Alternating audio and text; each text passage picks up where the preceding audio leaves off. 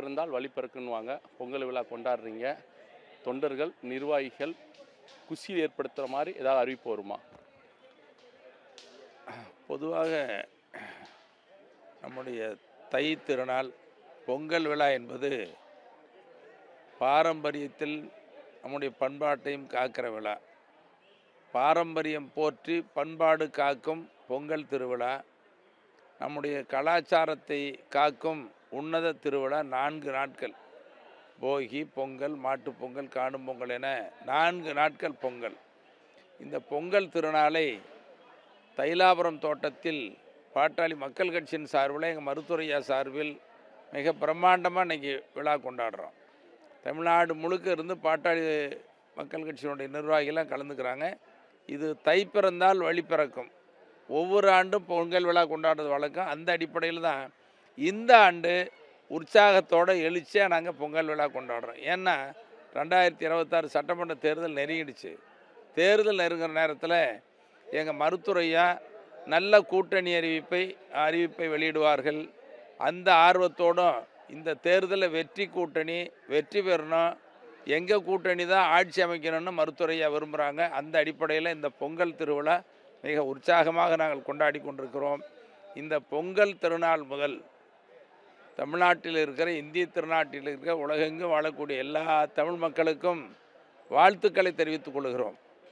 அனைவரும் எல்லா வளமும் பெற்று இன்புற்று வாழ வேண்டும். குடும்பம் நலமோடு வாழ வேண்டும். ஒரு தனிநபர் வளர்ச்சி, ஒவ்வொரு குடும்பத்தின் வளர்ச்சி தான் நாட்டினுடைய முன்னேற்றம். ஆக எல்லாருக்கும் எல்லா உரிமையும் கிடைக்கணும்.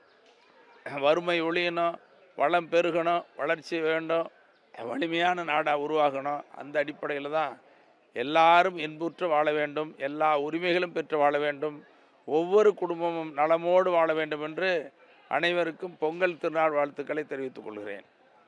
நாடு எழுச்சி பெற வேண்டும், எல்லாருமே வலிமை பெற வேண்டும்னாங்க. பாமக வலிமை பெறதுக்கு வாய்ப்பு இருக்கா? இப்போ பாமக தமிழ்நாட்டில் ஏற்கனவே வலிமையான சக்தி, ஒரு தவிர்க்க முடியாத சக்தியாக பாட்டாளி மக்கள் கட்சியை மருத்துவரையா உருவெடுத்து வளர்த்தாங்க.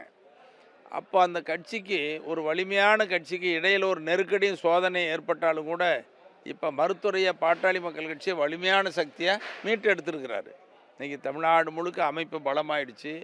இந்த தேர்தலுக்கான விருப்ப மனுக்கள்லாம் 4500க்கு மேற்பட்ட மனுக்கள் வந்திருக்கு. இன்றைக்கி மனு வாங்க போகிறோம். இன்றைக்கி கடைசி நாள்.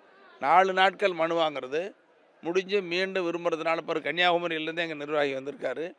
இப்படி இன்னையோட மனு வாங்கிறது. மனு வாங்கிய பிறகு கூட்டணி குறித்து மருத்துவரையா அவர்கள் அறிவிப்பார்கள். இந்த கூட்டணியில் மிகப்பெரிய வெற்றியை மருத்துவரையா இடம்பெறக்கூடிய கூட்டணி தான் பெறப்போகுது.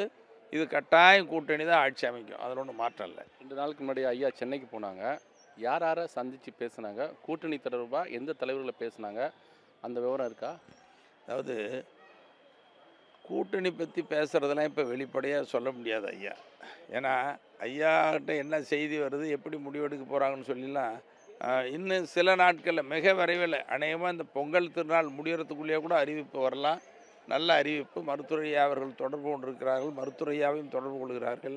அதனால் இந்த கூட்டணி முடிவு மிக விரைவில் வரும், நல்ல செய்தியாக வரும்.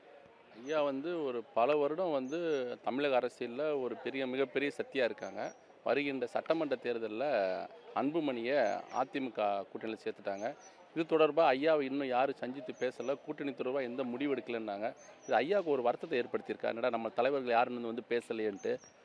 அதாவது ஒவ்வொருத்தரும் ஒவ்வொரு கூட்டணி விரும்பி பேசுகிறாங்க, கூட்டணி அமைச்சிருக்கிறாங்க. அது அவங்க விருப்பத்தை பொறுத்தது. ஆனால் மருத்துவரையா யார் கூட பேசணும், எப்போ பேசணுங்கிறது இப்போ தொடர்பு கொண்டு பேசி உரிய நேரத்தில் சரியான முடிவு அறிவிப்பாங்க.